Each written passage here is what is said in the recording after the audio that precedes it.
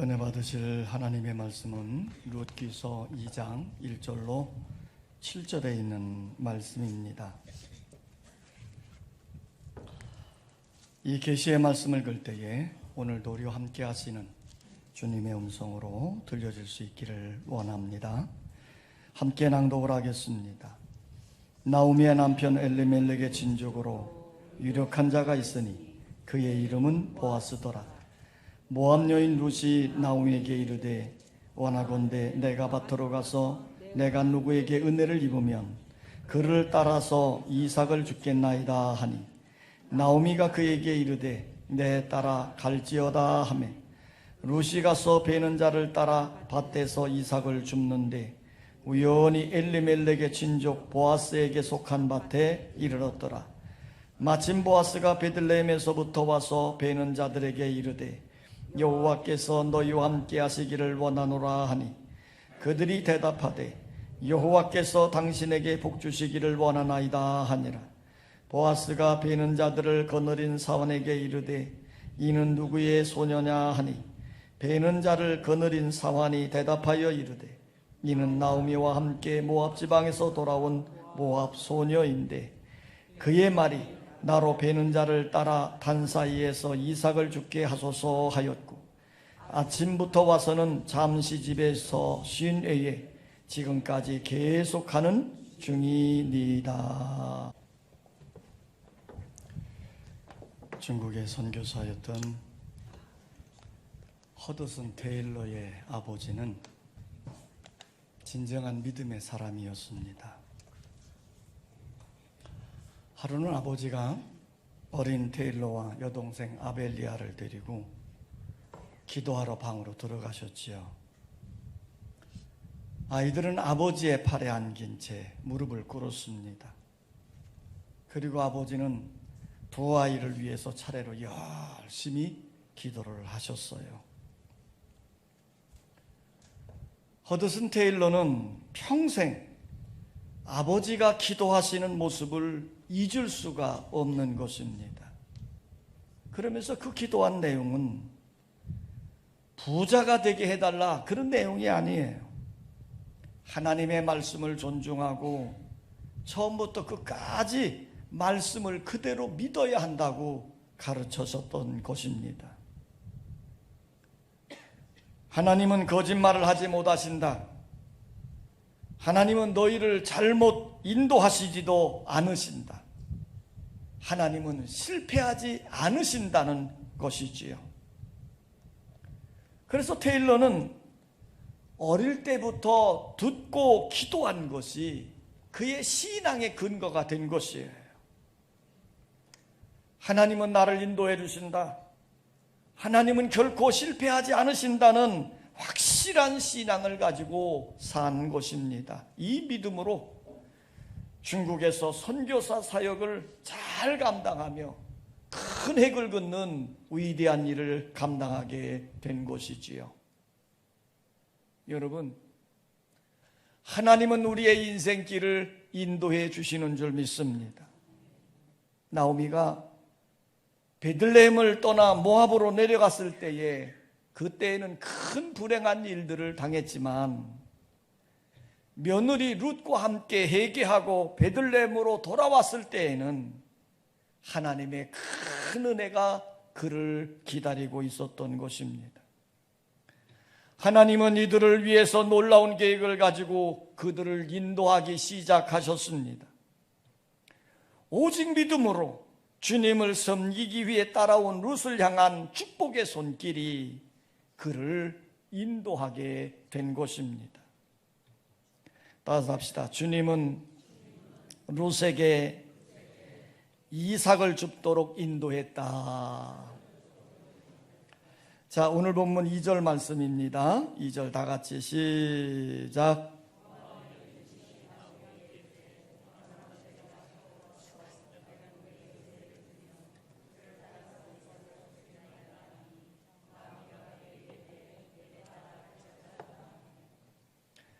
지금 나오미와 룻이 모압을 떠나서 베들레헴에 도착했을 때에는 추수기였습니다.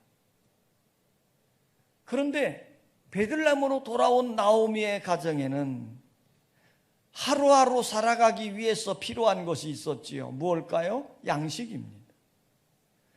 이들이 양식을 얻기 위해 최선을 다할 수 있는 방법은 뭐냐면 밭에 나가서 이삭을 줍는 일이에요. 당시에 가난한 사람들은 추수 때가 되면 밭에 나가서 이삭을 주어서 생계를 유지했습니다. 율법에서 이것을 보장해 주었는데 레위기 19장 9절로 10절의 말씀을 보면요, 너희가 너희의 땅에서 곡식을 거둘 때에 너는 밭 모퉁이까지 다 거두지 말고 내 떨어진 이삭도 줍지 말며 내 포도원의 열매를 다 따지 말며 내 포도원에 떨어진 열매도 줍지 말고 가난한 사람과 거류민을 위하여 버려두라. 나는 너희의 하나님 여호와이니라 그랬어요. 그러니까 율법에는 가난한 사람들을 위해서 추수할 때도 구통이 좀 남겨놓고 또 이삭도 줍지 말고 그냥 놔둬라, 이렇게 말씀으로 명령을 하셨던 거지요. 그런데 나오미와 룻이 베들레헴에 도착했을 당시에 베들레헴에서는 이 율법이 잘 지켜지지 않을 때였습니다. 왜냐하면 사사시대였기 때문이에요. 사사시대 때는 왕이 없으므로 사람이 각기 자기의 소견에 옳은 대로 행하였더라 그랬어요. 그러니까 사람들은 율법의 말씀을 따라 사는 것이 아니라 자기의 생각대로 판단대로 살고 있을 때입니다. 그래서 당시의 사람들은 이삭 줍는 사람들을 무시하고 냉대하고 심지어는 이삭 줍는 일을 금하기까지 했던 것이에요. 더구나 룻은 이방 땅 모압에서 살다가 왔기 때문에 이스라엘 사람들에게 좋은 감정이 될 수가 없는 거예요. 그런 룻이 이삭을 주우러 나간다고 하는 것은 결코 쉬운 일이 아니었습니다. 내가 누구에게 은혜를 입으면 그를 따라서 이삭을 주겠나이다 라고 고백한 것은 대단한 용기가 담겨져 있었던 것이지요. 룻은 가난한 현실에 주저앉아 있지 않았습니다. 비가 나거나 운명으로 돌려 낙심하지도 않았어요. 자기에게 주어진 현실 속에서 최선의 길을 선택하고 용기 있게 도전하며 나갔던 것입니다. 어머니, 이 고난 속에서 이대로 죽을 수는 없잖아요. 나에게 은혜를 주어서 밭에 가서 이삭을 주게 하소서. 룻은 하나님의 약속의 말씀을 붙들고 믿음으로 용기 있게 나간 것이에요. 용기를 내어서 이삭을 주우러 나간 룻에게는 그것이 축복으로 가는 하나님의 인도하심이었습니다. 어느 대학 교수가 학생들에게 이런 질문을 했습니다. 여기 한 남자가 있다. 이 남자는 알코올 중독자로 살림을 내다 팔아서 술을 마시고 술을 마실 돈이 없으면 아내를 두들겨 팼다. 설상가상으로 그 아내는 폐결핵에 걸려서 콜록콜록거리고 있고 그들은 새빵살이를 하면서 겨우 목에 풀칠하는 가난뱅이였다. 그런데 그 아내가 임신을 했다. 그렇다면 이 임신한 아이를 어떻게 해야 될까? 아이들에게 이 교수가 물은 거예요. 한참 만에 한 학생의 손을 번쩍 들었습니다. 그리고는 이렇게 대답을 하는 겁니다. 낙태시켜야 합니다. 어떻게 해야 될까요? 만일 그런 험한 상황에 임신을 했다면 어떻게 해야 될까요? 그 교수는 대답한 그 학생을 멀뚱히 바라보면서 이렇게 말했습니다. 자네는 방금 베토벤을 죽였네.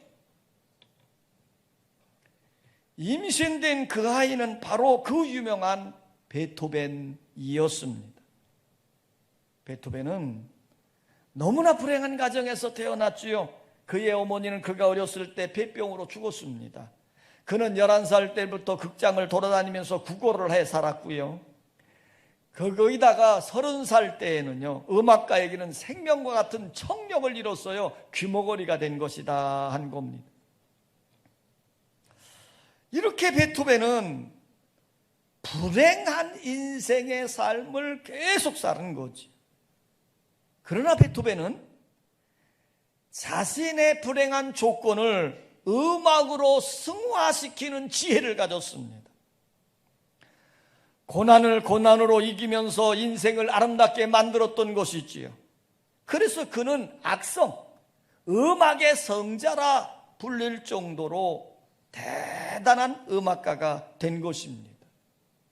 특별히 그의 대표적인 음악이라고 할 수 있는 운명교향곡이라고 하는 것이 있는데, 그 운명교향곡을 살펴보면요, 제1장은 운명으로 출발을 합니다. 그리고 그 제일 마지막 장은 승리의 환희로 끝을 맺어요. 도무지 불행한 삶을 살았던 사람이 작곡했다고는 상상이 안 될 정도로 그 곡의 끝부분은 환희와 희열로 가득 차 있는 것이에요. 그는 고통을 정복하고 기쁨과 행복을 경험한 위대한 음악가였습니다. 그는 나이가 들고 성공할수록 깊은 신앙의 세계로 들어갔지요. 그의 믿음이 그 고통스러웠던 고난을 정복하고 기쁨과 환희를 경험하는 인생으로 승화시켰던 것입니다. 여러분, 고난은 불행의 동의어가 아닙니다. 고난이 신앙과 만날 때 오히려 새로운 소망의 기쁨을 누릴 수 있게 되는 것입니다.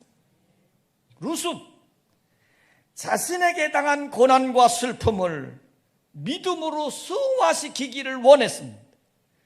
그는 하나님의 약속의 말씀을 붙들고 믿음으로 나갔습니다. 그럴 때 하나님의 놀라운 축복을 받는 여인이 된 것이지요.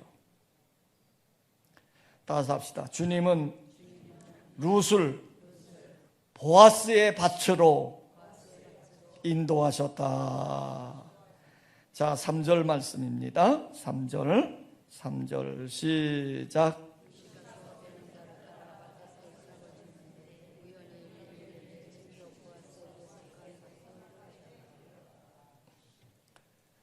하나님의 인도하심에는 완벽하게 준비하신 하나님의 손길이 함께하고 있습니다.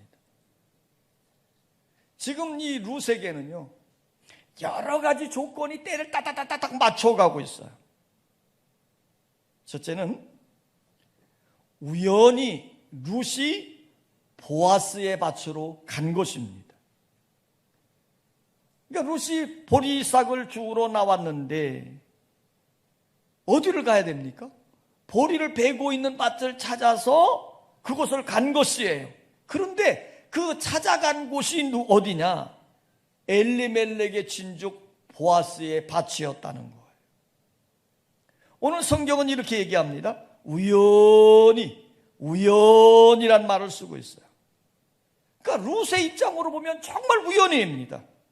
왜냐하면 룻은 베들레헴의 상황을 잘 몰라요. 더구나 엘리멜렉의 친족이 누구인지 알지도 못합니다. 그런데 하나님은 룻의 발걸음을 인도해 주신 거예요. 하나님의 편에서는 그녀를 위해 미리 준비하시고 그를 이끌고 있는 것이지요.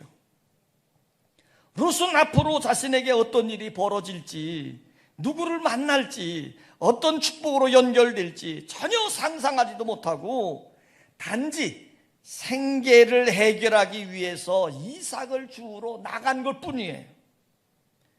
그러나 하나님은 룻을 향한 놀라운 계획과 뜻을 은혜로 한 걸음씩 한 걸음씩 인도해 가고 계신 것이에요. 보아스가 누구입니까? 성경에 그를 유력한 자라 이렇게 소개하고 있습니다. 이 보아스에 대해서 시어머니 나오미가 룻에게 이렇게 소개를 하지요. 자, 2장 20절입니다. 20절을 좀 보겠습니다. 2장 20절 다 같이 시작.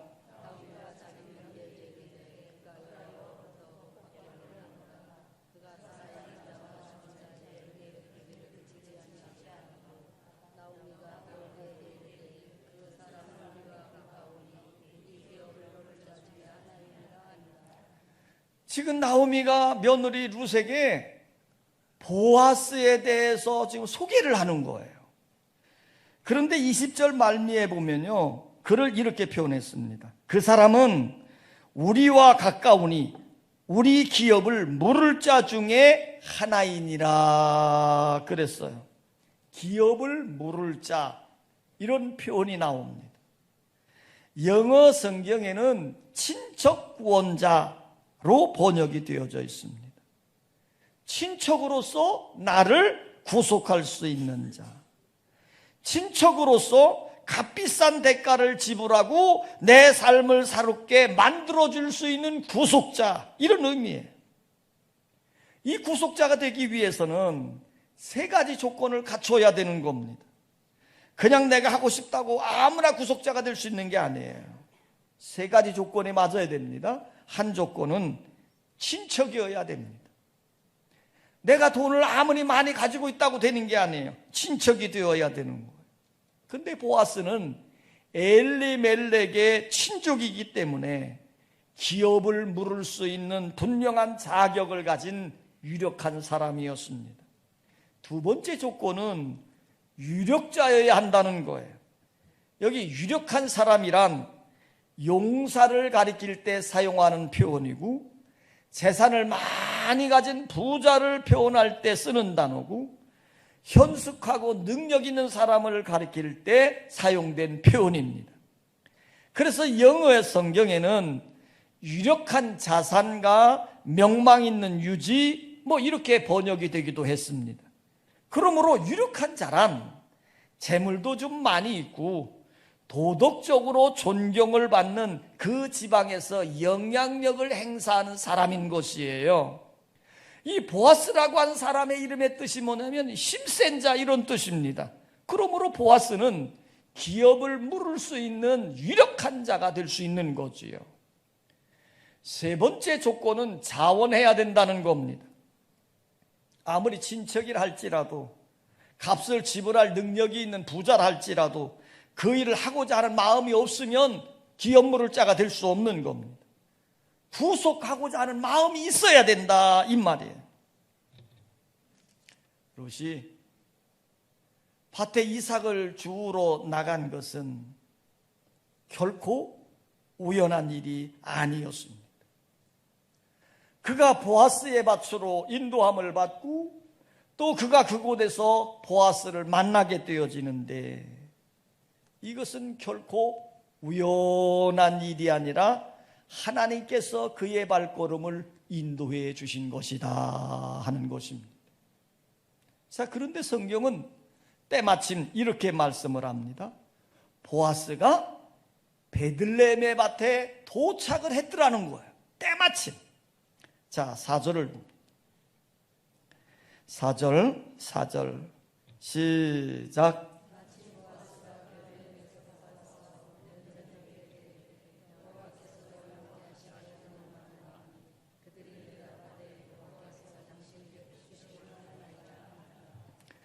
자, 지금 룻이 보아스의 밭에서 이삭을 열심히 줍고 있는 그때, 거기 보면 마침 보아스가 베들레헴에서부터 이 타작하는 마당에 왔다는 겁니다. 자, 이것도 우연한 일이 아니에요. 바로 보아스가 추수하는 현장에 온 것은 이 보아스와 룻을 만나게 하기 위한 하나님의 인도하심이었고 하나님의 손길이었다는 것입니다. 여러분, 룻과 보아스의 첫 번째 만남, 중매를 하신 분이 누구냐? 주선을 하신 분이 누구냐? 바로 하나님이시다 이 말입니다. 보아스가 베들레헴에서 추수하는 밭에 왔습니다. 그리고 일하는 일꾼들에게 인사를 하지요. 여호와께서 너희와 함께 하시기를 원하노라. 그랬더니 일꾼들이 합창을 해서 대답을 합니다. 여호와께서 당신에게 복 주시기를 원합니다. 일반적으로 구약시대 히브리인들의 인사법은 두 가지였습니다. 하나는 이웃의 안부를 묻든지 혹은 사람을 만나든지 헤어질 때 샬롬 샬롬 당신에게 평강 있기를 원합니다 이렇게 인사를 하는 거예요. 이것이 그냥 유대인들의 가장 보편적인 인사법입니다. 두 번째는 존경과 충성을 표시하는 인사로서 땅에 엎드려 절하는 방식이든 무릎을 꿇고 절하는 방식을 취하는 경우입니다. 그런데 지금 보아스가 일하는 일꾼들에게 와서 인사하는 모습을 보십시오. 그들의 그냥 보편적인 인사와는 좀 차이가 있습니다. 매우 자상하게 인사를 하는 거예요. 당신들에게 하나님의 은혜가 함께하기를 원한다. 그랬더니 일꾼들은 또 대답을 합니다. 당신에게 하나님의 복이 함께하기를 원합니다. 지금 일꾼들이 매우 다정한 모습으로 화답하는 표현을 볼 때 보아스의 신앙 인격이 얼마나 훌륭한가를 우리에게 보여주는 장면입니다. 룻과 보아스의 첫 번째 만남은 우연이 아닙니다. 하나님의 인도하심의 손길이었습니다. 더 나가서 오늘 성경은 우리에게 이걸 보여줘요. 보아스가 룻에게 관심을 가졌다는 겁니다. 자, 5절입니다. 5절 시작.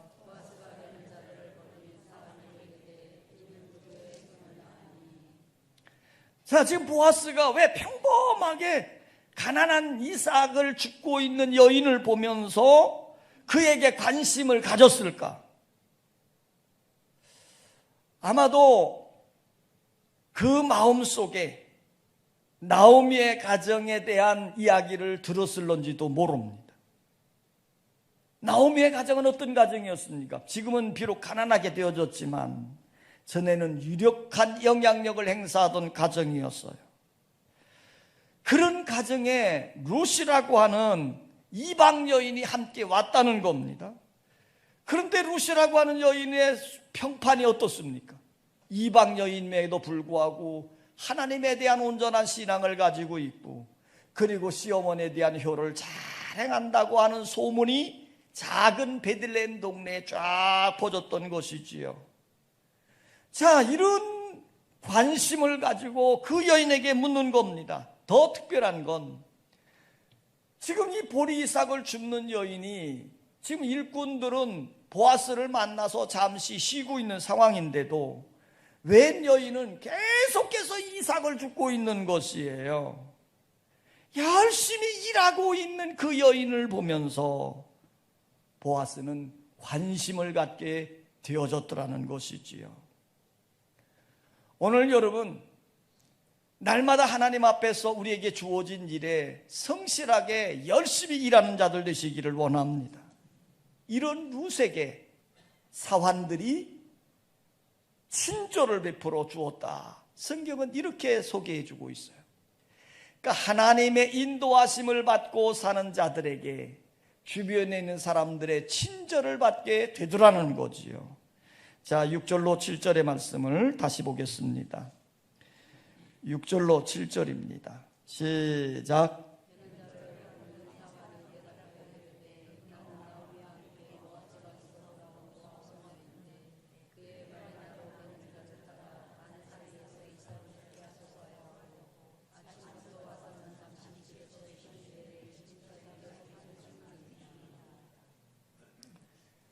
이 사환의 말을 들어보면 이 사환은 룻에게 상당한 호의를 베풀어 준 것을 우리는 알 수 있습니다. 아마도 당시 베들레헴에는 작은 도성이기 때문에 나오미와 룻에 대한 이야기가 소문으로 쫙 퍼졌을 거예요. 특히 룻은 이방 여인이지만 하나님에 대한 신앙이 견고하고 시어머니에 대한 효성이 지극하다는 소문이 퍼졌을 것입니다. 그래서 이 사환은 이 룻에게 친절을 더 베풀어 주었는지도 모릅니다. 그런데 이 사환이 지금 보아스에게 하는 말을 들어보면요, 룻은 매우 겸손하고 예의가 바른 것을 찾아볼 수 있습니다. 룻은 이삭을 죽기 전에 사환들에게 공손하게 예의를 갖추어서 이삭 줍는 일을 허락받았습니다. 당시에 이삭 줍는 일은 율법이 정한 것이에요. 당연한 가난한 자의 몫인데 룻은 먼저 일하는 자들에게 줍는 것을 허락해달라고 요청을 한 것입니다. 또 그뿐만 아닙니다. 오늘 이 사환은 보아스에게 이렇게 소개를 하지요. 아침에 와서는 잠시 집에서 쉰 후에 지금까지 계속하는 중이니이다 그랬어요. 바로 룻의 성실함을 나타내는 것입니다. 여기서 집이라고 하는 표현은 성 안에 살고 있는 집이 아니라 일하다가 잠시 더위를 피할 수 있는, 우리로 말하면 원두막 같은 곳이에요. 이곳은 점심 식사를 하기 위해 임시로 만들어 놓은 집이었던 겁니다. 그러니까 여기에서 잠시 쉬었다 하는 거지요. 그러니까 지금 사환이 말하고 있는 것은 잠시 쉬었다 하는 말에 강조점이 있는 것이 아니라 아침부터 지금까지 열심히 죽고 있더라 이 말이에요. 그러니까 룻이라고 하는 여인은 어떤 여인이냐, 자기가 해야 될 일을 성실하게 열심히 일하고 있더라 이 말입니다. 이렇게 열심히 일하고 있는 룻이 보아스의 눈에 띄게 된 것이지요. 성도 여러분, 우리는 어느 곳에서든지 우리에게 맡겨진 직임, 우리에게 맡겨진 일거리를 성실하게 일하는 자들이 되어지십시오. 그러면 사람들의 눈에 띄게 될 것이고 인정을 받게 되어지는 줄 믿습니다. 그런데 그 인정은 사람에게만 받는 것이 아니에요. 하나님께서도 성실하게 일하는 자들을 사랑해 주시고 하나님은 그런 자에게 더 많은 일거리를, 더 많은 직분을 맡겨주시는 줄 믿습니다.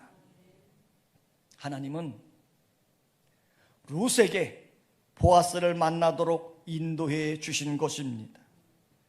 하나님은 사랑하는 자에게 은혜를 주시고 필요한 것을 채워주시며 선한 길로 인도해 주시는 것입니다. 성도 여러분, 하나님은 우리에게 놀라운 축복을 약속하셨습니다. 그 약속을 믿고 순종하면 약속하신 대로 반드시 채워주시고 이루어주시는 줄 믿습니다. 하나님은 룻을 인도하셨습니다. 하나님을 믿고 약속의 말씀을 붙들고 성실하게 일하며 나갈 때 하나님은 룻을 인도해 주신 것이에요. 보아스의 밭으로 인도해 주셨고 보아스를 만나게 해 주셨고 사람들에게 은혜를 있게 해 주신 것입니다. 우리도 룻처럼 전적으로 하나님을 의지하고 믿음으로 말씀에 순종하며 살아가십시다. 그러면 하나님은 우리를 축복의 길, 승리의 길로 인도해 주실 줄 믿습니다. 아버지 하나님, 우리가 살고 있는 삶의 현장을 보면 우리는 축복을 꿈꾸고 있지만 그렇지 못할 때도 있고, 건강을 꿈꾸지만 아플 때도 있고, 성공을 꿈꾸지만 실패할 때도 있습니다. 오늘 나오미와 룻의 가정은 실패를 딛고 믿음으로 베들레헴에 왔습니다. 그리고 약속의 하나님의 말씀을 붙들고 성실하게 일하였습니다. 그럴 때 하나님은 그들의 발걸음을 인도해 주셨고 축복의 기회를 주시고 계셨습니다. 아버지 하나님, 우리에게도 믿음을 더하여 주시옵시고 믿음으로 살게 하여 주시옵시고 믿음 안에서 큰 소망을 이루게 하여 주시옵소서. 예수님의 이름으로 기도하옵나이다. 아멘.